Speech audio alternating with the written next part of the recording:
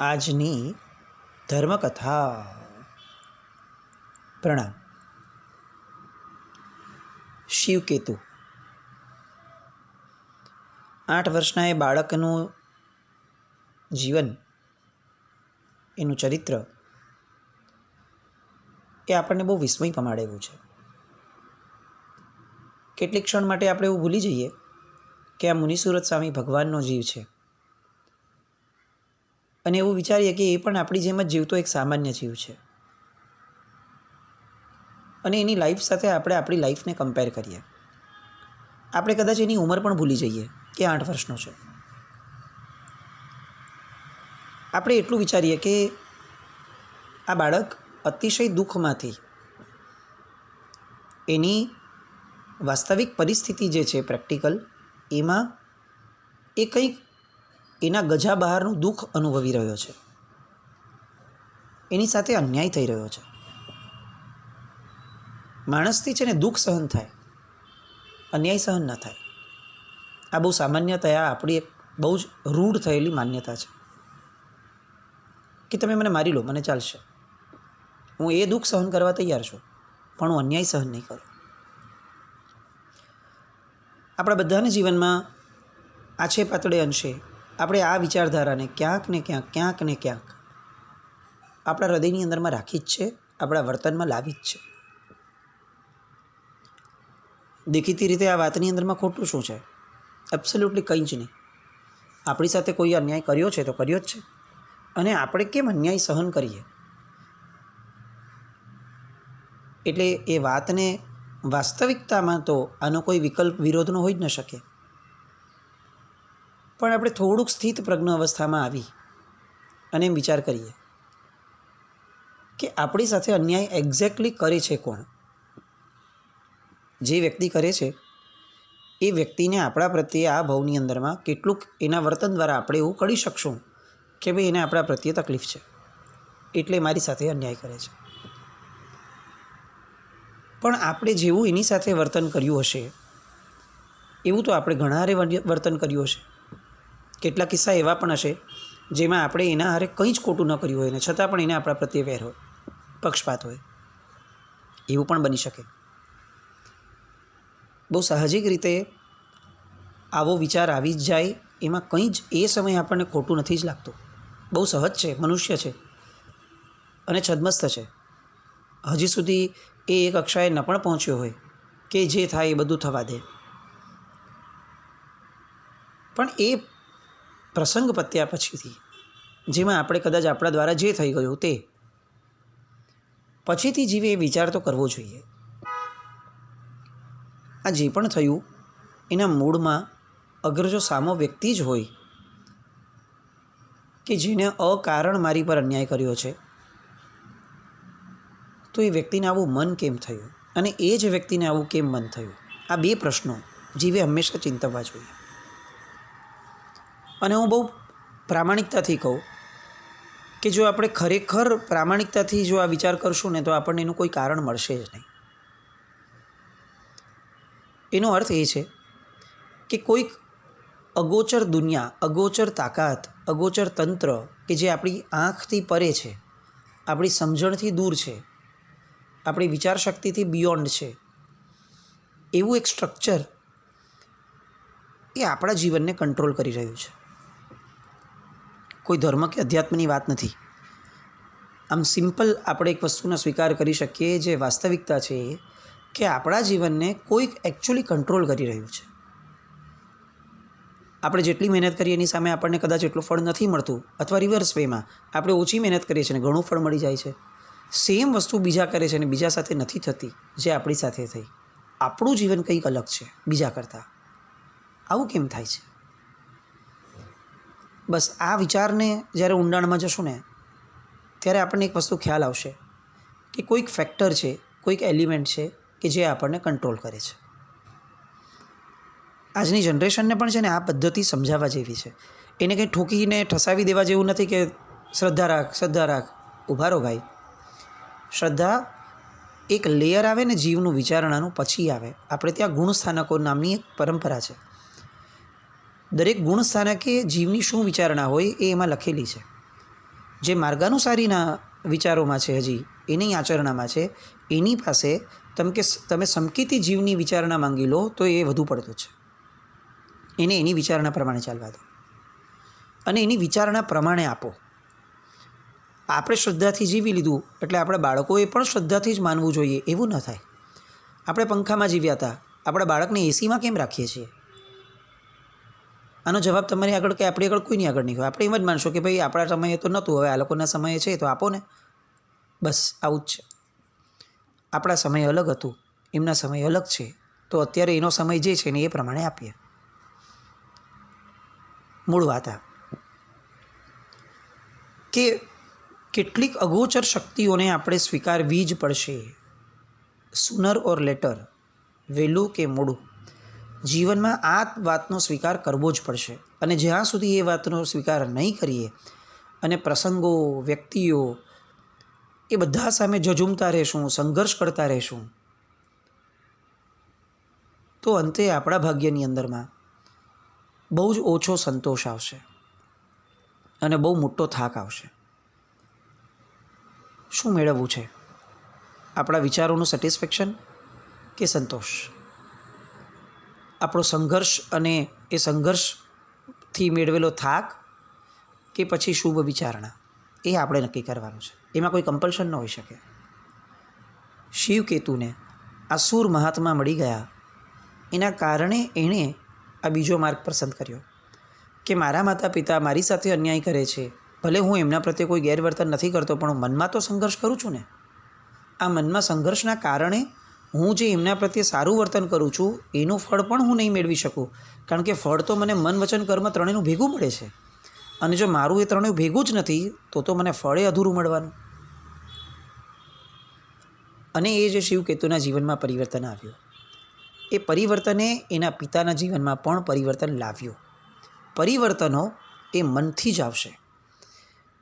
એને બહારથી વ્યવહારથી કરવા માટેના જે આપણા પ્રયત્નો હંમેશા ચાલતા હોય છે કે આની બાધા લો, આની બાધા લો, આ બંધ કરો, ન ગમતો હોય તોય બંધ કરો.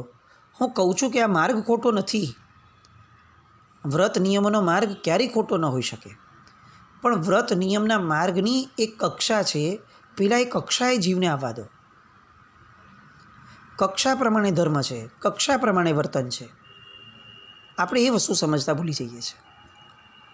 અહીંયા પેલા ગુરુ ભગવંત એ પુરોહિતને, વિશ્વભૂતિને કહે છે કે ભાઈ આને અગર દીક્ષા આપવાની તારી તૈયારી જ છે તો વહેલામાં વહેલી તકે આપ, કારણ કે આનું આયુષ્ય હવે ફક્ત 22 દિવસનું છે. અને પેલો પુરોહિત કહે છે કે આપની બધી વાત સાચી, પણ મારે રાજાની આજ્ઞા અને રાજાની રજા વગર ન કરવું પડે, નહીં તો મારું પાછળનું જે જીવન છે એ જીવન દુષ્કર થઈ જાય. જે વાતને ગુરુદેવ પણ સમર્થન આપે છે.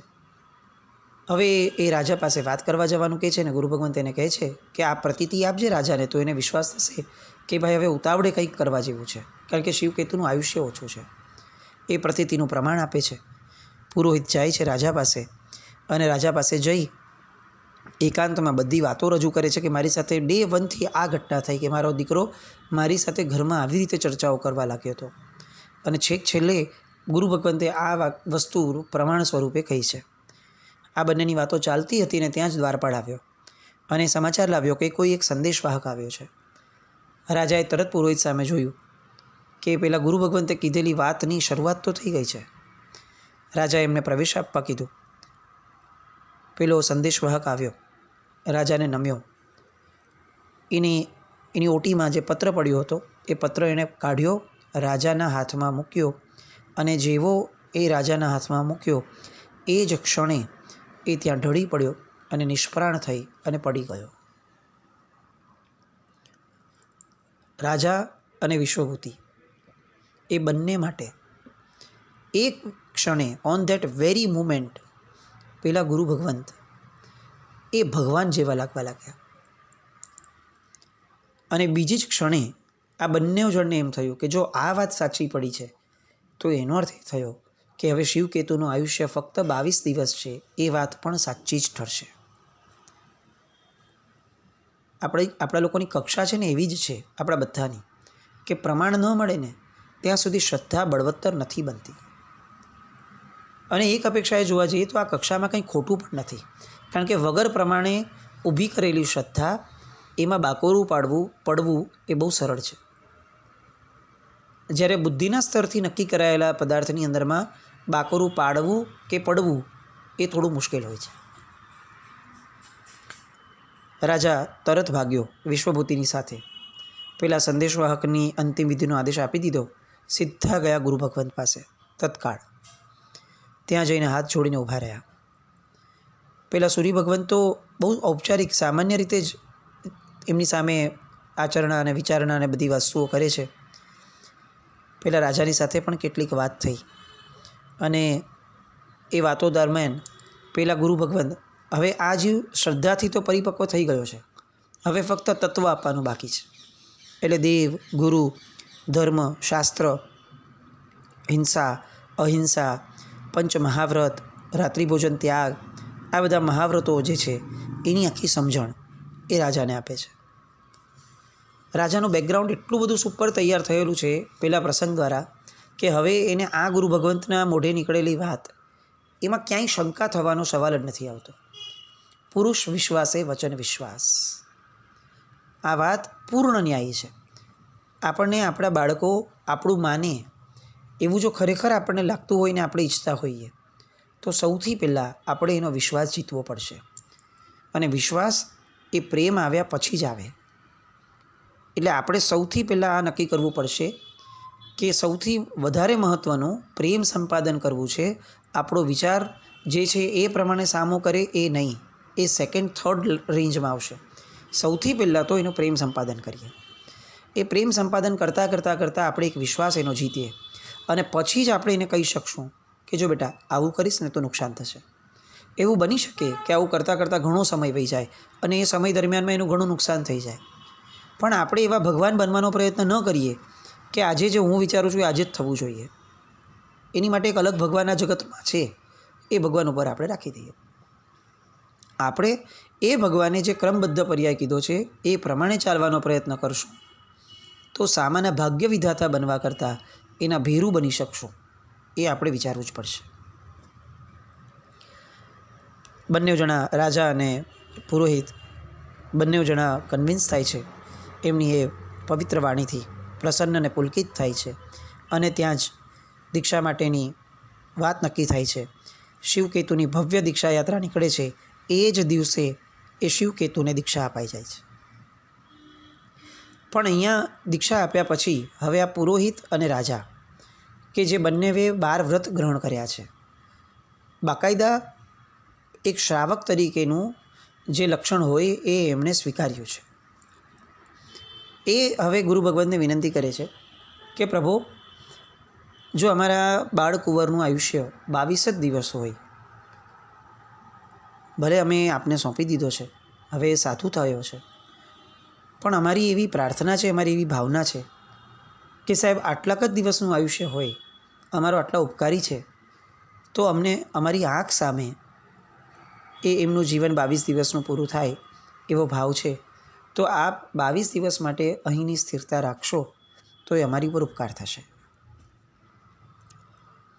જ્ઞાની ગુરુ ભગવાન છે અને એ તરત જ પોતાના ઉપયોગથી, પોતાની સમજણથી વિચારે છે કે આમાં કંઈ બાદ નથી, કંઈ મુશ્કેલી દેખાતી નથી અને એ વાતને સ્વીકારી લે છે.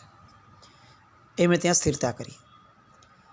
હવે જેને 8 વર્ષની ઉંમરમાં આટલું બધું સમજ્યા પછી, જાતિ સ્મરણ જ્ઞાન થયા પછી હવે જેને સંયમ મળ્યું છે અને જેને ખબર છે કે મારી પાસે હવે ફક્ત 22 દિવસની ગેમ છે, એનું જીવન હવે કેવું જાય. શાસ્ત્રમાં આ વાત બહુ સરસ મૂકી છે કે આપણે બધા કેમ આટલા બધા અજાગ્રત અવસ્થામાં જીવીએ છીએ, બધું સમજીએ છીએ ને તેમ છતાં પણ આપણે કેમ બહુ પુરુષાર્થ નથી કરતા. આપણને કેમ એમ લાગે છે કે હા વાંધો નહીં, ખ્યાલ છે આવું કરવું જોઈએ પણ ઠીક છે આપણે કરશું. એનું મૂળ કારણ આ છે કે આપણી નજર સામે આ શિવકેતુને જે લાભ મળ્યો ને, શિવકેતુને જે ઓપોર્ચ્યુનિટી મળી ને, એ ઓપોર્ચ્યુનિટી નથી. કોઈક અંતિમ જ્ઞાની જેને કહી શકાય અને અકાટ્ય જ્ઞાન જેમનું છે એવા વ્યક્તિ જો આપણને આવીને કહી દે કે ભાઈ તારું 22 દિવસનું આયુષ્ય બાકી છે, તો તમે જુઓ આપણી પાછળ કૂતરું પડ્યું હોય અને આપણે કેવા ભાગીએ. આપણે મોક્ષની દિશામાં એવા ભાગશું. પણ શાસ્ત્રકારો કહે છે કે જીવ આવા જ્ઞાનીની રાહ જોતાં જોતાં અસંખ્ય અનંત ભવો પૂરા કરી નાખશે, પણ એ ત્યારે એવું નહીં વિચારે કે જ્ઞાની આવે એની પાત્રતા તો ઊભી કરું. જ્ઞાની એ કોઈ આકાશમાંથી ટપકી પડનાર કોઈ તત્વ કે વરસાદ નથી કે જે અકારણ આવી જ જશે મારા જીવનમાં. મારે યોગ્યતા ઊભી કરવી પડશે અને એની માટે મારે જીવનની અંદરમાં મને આજે જે તક મળી છે એ તકને પૂર્ણ ન્યાય આપવો પડશે. આ વાત આપણે પણ એટલે જ અંશે સ્વીકારવી પડશે. આજે અહીંયા મળેલા તીર્થંકર પરમાત્માના બિંબની ભક્તિ કરવામાં આપણે ઉણા ઉતરીએ અને એવી ઈચ્છા રાખીએ કે આપણને આવતા ભાવમાં ભાવ તીર્થંકર સ્વરૂપે શ્રીમદ્ર સ્વામી ભગવાન અથવા વિહરમાન ભગવાન મળશે, તો આમ શેખ ચીલી જેવું લાગ્યા વિના ન રહે. કેમ આપે કર્મસત્તા આવી? એ કંઈ અક્કલ વિનાની તો છે નહીં કે આ ભાવમાં આટલી ઓપોર્ચ્યુનિટી મળી અને એને પણ એક્સેસ નથી કરતો જે માણસ, એને પણ જે અનુરૂપ જીવન જીવતો નથી, એને આટલી મોટી તક આપવા જેવી થોડી ગણાય. એ તો વેડફી જ નાખશે. આવું એ આપણી માટે કેમ ન વિચારે, એવું આપણે વિચારવું જોઈએ. અહીંયા શિવકેતુ સંયમની આરાધનામાં ખૂંપી ગયા.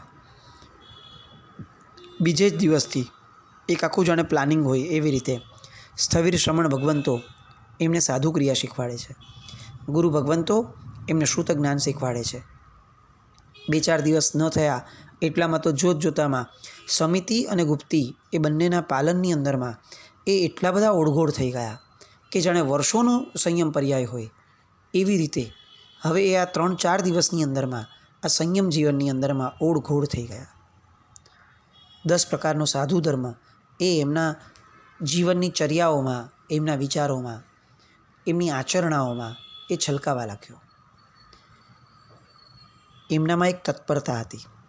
એટલે દિવસ દરમિયાનમાં જ્યાં જેટલે અંશે પણ જેમની પાસેથી જે શીખવા મળતું હોય એ બધું જ શીખવા માટે એ એમનામાં એક પ્રકારની ચાનક હતી. આ બધું જ હતું કારણ કે 22 દિવસ પછીનું જે થવાનું છે એનો ભય નહીં, પણ એની જાણ એમને હતી. મારા હાથમાં 22 જ દિવસ છે. આ વાતની પ્રતીતિ એમને હતી એટલે એ 22 દિવસને સાર્થક કરી શક્યા. આપણી પાસે આવી કોઈ જ વિચારણા નથી. પાછું એવું નથી કે આપણે અમરપટ્ટો લઈને જન્મ્યા છે. આપણી નજર સામે ઘણા બધા વ્યક્તિઓ ઊભા મરી જાય છે. કંઈ હતું નહીં, હજી તો હમણાં અહીંયા હતા અને બોલો એક નખમાં રોગ નહીં અને પ્રાણ ચાલી ગયો. આવા કિસ્સાઓ આપણે જોતા સાંભળતા જીવીએ છીએ. અને તેમ છતાં ખબર નહીં કયો નશો છે કે જે આપણને ફરીથી નિર્ભય બનાવી દે છે. કાંઈ વાંધો નહીં આવે, એ તો એ લોકોનું થયું, મારી યાર આવું નથી જ થવાનું. શાસ્ત્રકાર ભગવંતો વારંવાર જેને વૈરાગ્યનું કારણ કહે છે એ આ છે કે તું જગતને જોઈ અને વૈરાગ્ય પામ. જગતના પ્રસંગો જોઈને જો તું વૈરાગ્ય નહીં પામ તો આ તારો રાગ જે છે એ તને પીખી નાખશે. તારા અસંખ્ય ભવ સુધી તને ક્યારેય આવો મનુષ્ય ભવ, આવો સમજણનો ભવ આપશે જ નહીં. અને એવા ભવ આપશે કે જ્યાં તારી નજર સામે થતું હશે અને તારી વિચારવાની ક્ષમતા જ નહીં હોય. તારું મન એટલું સૂક્ષ્મ સંવેદનશીલ હશે કે એ મન આવું વિચારવા માટે જરાય સક્ષમ નહીં થાય. 22 દિવસનું આયુષ્ય એ આ શિવકેતુને એની ક્ષમતાથી પણ વધારે જીવન જીવવા માટે પ્રેરે છે. આ બાજુ રાજા અને પુરોહિત રોજ વંદન માટે આવે છે, ધર્મોપદેશ કરે છે, શિવકેતુને જુએ છે, એમની સાધનાને નિરખે છે, હરખાય છે અને પાછા ઘેર જાય છે. અનુમોદનાના ભાવોમાં આગળ વધે છે. આ બાજુ શિવકેતુના મુનિના ભાવો પણ અતિશય ઉલ્લસિત થતા જાય છે. ઉત્કૃષ્ટ તપ કરવાની, ઉત્કૃષ્ટ આરાધના કરવાની એમની મનોરથ માળા એ દિવસે ને દિવસે પ્રગતિના સ્તર પર જાય છે. ગુરુજીની અનુમતિ લઈ અને છઠ કર્યા, અઠ્ઠમ કર્યા. એમની અપેક્ષાએ 8 વર્ષની ઉંમરે અપેક્ષાએ એ ઉત્કૃષ્ટ ગણાય એવી તપની, અભ્યંતર તપની પણ સાધનાઓ કરી. અઠ્ઠમ કર્યું, પારણે આંબેલ કર્યું. આવી આરાધના કરતાં 15 દિવસ થઈ ગયા. 16મા દિવસની સવાર પડી. પ્રાતક્રિયાઓ બધી પરવારાઈ ગઈ અને હવે એ 8 વર્ષના બાળ શિવકેતુ જે છે એ સૂર્ય ભગવંતના ચરણો પાસે પહોંચ્યા. અત્યાર સુધી 15 દિવસથી ફક્ત ગુરુજનોએ જે કીધું છે એ સાંભળ્યું જ છે. ક્યાંય પોતાનો વિચાર પણ વ્યક્ત નથી કર્યો. બસ બધાથી જાણે ઓળઘોળ થયા છે, ઓતપ્રોત થયા છે. એવી રીતે જે ભાવાન્વિત થઈ ગયા છે એવા એ શિવકેતુ મુનિ 16મે દિવસે વહેલી સવારે પોતાના ગુરુ ભગવંતના ચરણોમાં બેસી જાય છે અને એમને એક વિજ્ઞપ્તિ કરે છે. એ વિજ્ઞપ્તિ અને આગળના શિવકેતુ મુનિના એ ભવની 7 દિવસની આચરણા વિચરણા, એ 7 દિવસ પછીનો એમનો ભવ, આ બધી વાતો માટે આપણે ફરી મળવું પડશે અને આપણે મળશું પણ ખરા. બસ એ મળવાની આપણે થોડી રાહ જોઈએ.